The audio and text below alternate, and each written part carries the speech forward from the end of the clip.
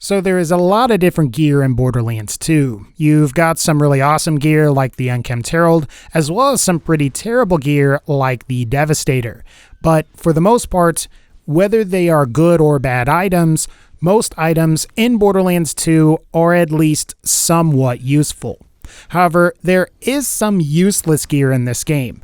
Now, some of these items may have a few redeeming qualities, while others are just straight up awful and not even worth your time. Today, I'd like to go over what I think are among the top 10 most useless guns, shields, and gear in Borderlands 2. So without further ado, let's go ahead and start with number 10, and that is going to be the Moxies Endowment Relic. Now, to be fair, assuming that you aren't at maximum level, Moxies Endowment may actually be somewhat useful. While the XP boost is fairly limited as it doesn't really work for turning in side quests, it does provide the player with a slight boost to their XP gain while defeating random mob-type enemies. The biggest problem with the Moxies Endowment, though, is twofold.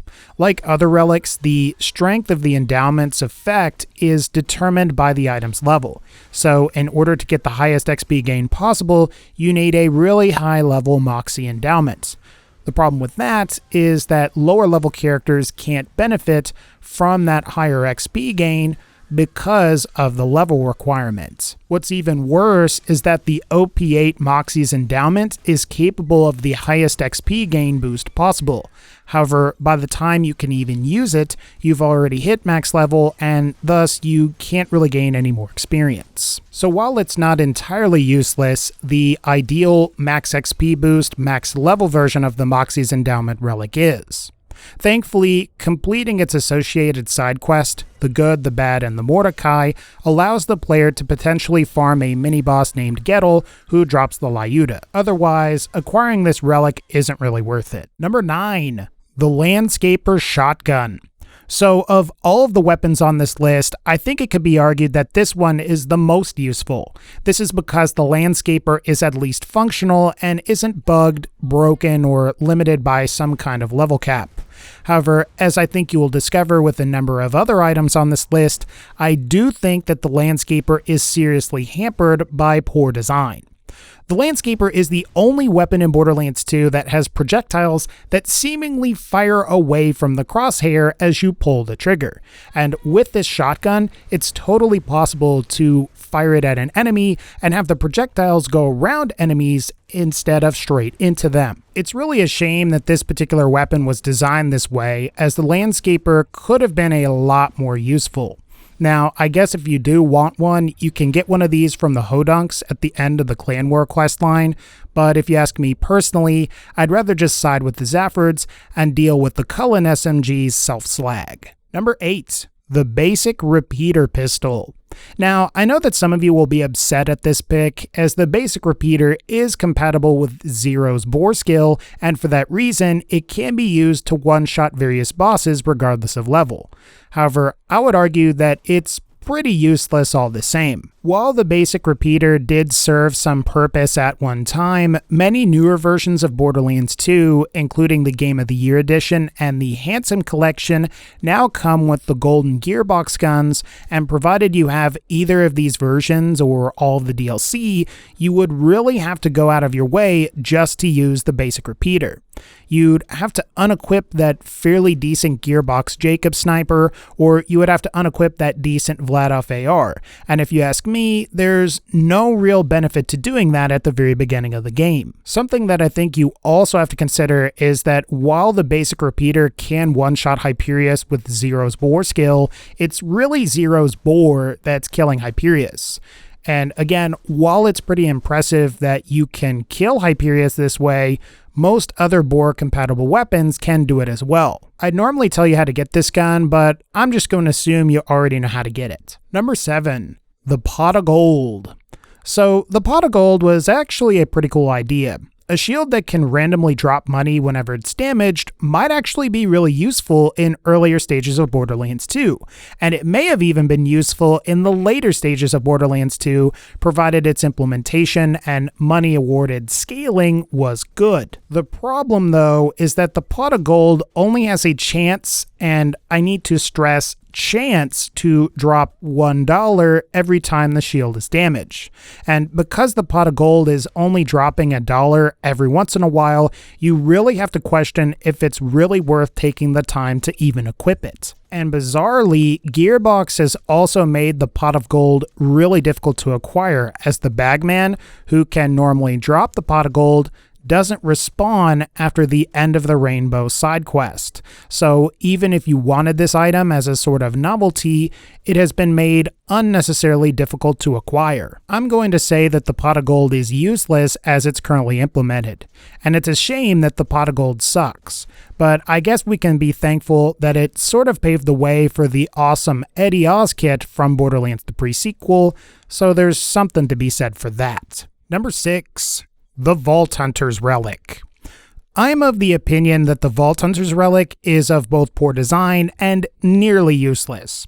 It's difficult to describe exactly what the Vault Hunter's Relic does, but according to the Inside the Box blog on Gearbox Software's website, it is mentioned that, quote, "The Vault Hunter Relic makes all higher rarities in the game more likely to occur by simply reducing the weight of the common pool." What this means is that when the Borderlands 2 loot system generates a gun to drop, if you have the Vault Hunter's Relic equipped, you're less likely to get a common or white rarity weapon, and I guess by reducing the likelihood of getting a common rarity weapon, you're more likely to get a gun of green rarity or higher. The thing is, you would think that by having one of these, that you would be getting a noticeable boost for finding rare loot.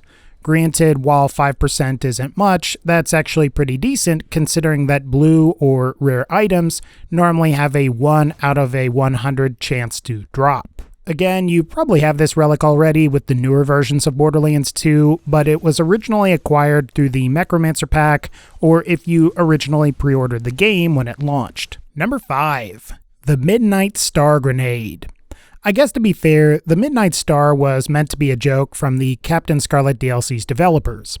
Even still, I don't really see how useful this grenade mod is going to be in a combat scenario. For the uninitiated, the Midnight Star is a Merv grenade mod that actually has some fairly decent stats, but as the initial grenade explodes, the Mervs end up flying through the air towards the player, hurting them or possibly even just killing them. While I suppose you can actually deal damage to enemies with the Midnight Star, its gimmick makes it so difficult to use that you're probably better off using some other lousy grenade mod like the Nasty Surprise or the Rolling Thunder.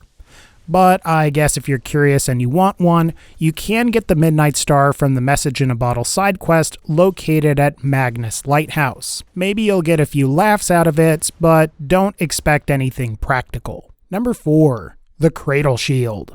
The reason that I consider the Cradle to be useless is because of its special effect.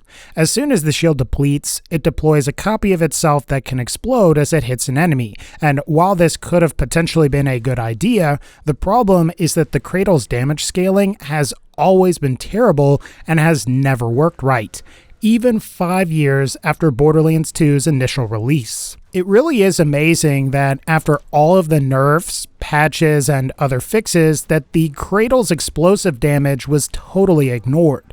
And it's a shame too, because I actually think that the Cradle could have been a pretty nice shield, especially on somebody like Gage, who can recharge her shields instantly thanks to skills like blood-soaked shields. It is what it is, I guess, but if you want one, go kill Henry the Stalker for it. But if you ask me, you won't regret skipping this one. Number 3. The Evil Smasher Assault Rifle. Now, if you've been playing Borderlands 2 since launch, you will know that the Evil Smasher at one time was one of the most desirable weapons in the game. This is because its special effect would greatly enhance a variety of the weapon's stats, ranging from things like base damage to magazine size. However, what made the Evil Smasher valuable is that this particular effect could be transferred to other weapons, much like you might see with the Morningstar glitch today. In an attempt to combat this glitch, Gearbox nerfed the Evil Smasher into oblivion.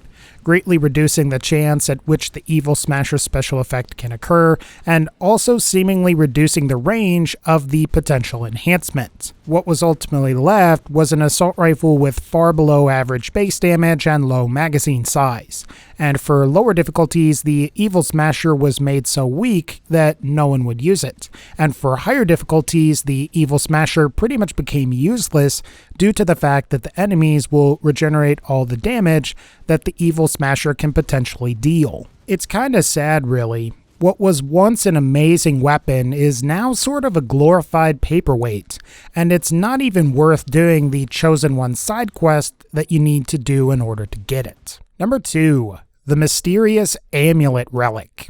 At one time, it was believed that the mysterious amulet actually did something substantial. There were all sorts of wacky theories involving the mysterious amulets, and for the longest time, everyone thought that the mysterious amulet had this amazing purpose. In the end, I think we either got trolled by Gearbox or by some random person that ended up making all the crazy theories in the first place. All the mysterious amulet really does is creates an aura effect around your character, provided you have enough people in your party equipped with the mysterious amulet. Nothing more and nothing less. I guess if you want one, you can buy it from Mr. Miz after beating the Dragon Keep DLC in the Lair of Infinite Agony. And for the most useless of them all, number 1, the Lucrative Opportunity Relic. So the Lucrative Opportunity is a pretty stupid item. All it does is boosts the shop timer's refresh rate for acquiring new gear. At first glance, this would seem to be pretty useful until you realize that all you really need to do is just quit and then reload your game to get the vendors to refresh. Even if you were playing Borderlands 2 on either the PS3 or Xbox 360, I can guarantee you that simply quitting to the main menu and then loading back into your game will be far faster than waiting for the vendors to refresh with a Lucrative Opportunity equipped. The only time I could see this being useful is if you were in a multiplayer setting and it would be inconvenient to just quit out of the game. But even then, I would say that if you were going to do the safe and sound side quest just to get this particular item, I think you would just be much better off giving Moxie's pictures to Moxie so you can get the Heartbreaker shotgun instead, which is a pretty awesome shotgun. But alright guys, I think that's going to pretty much wrap up the top 10 most useless items in Borderlands 2. If you liked this video, feel free to leave a like, click the bell to join the notification squad, and as always, take care, and I'll see y'all next time.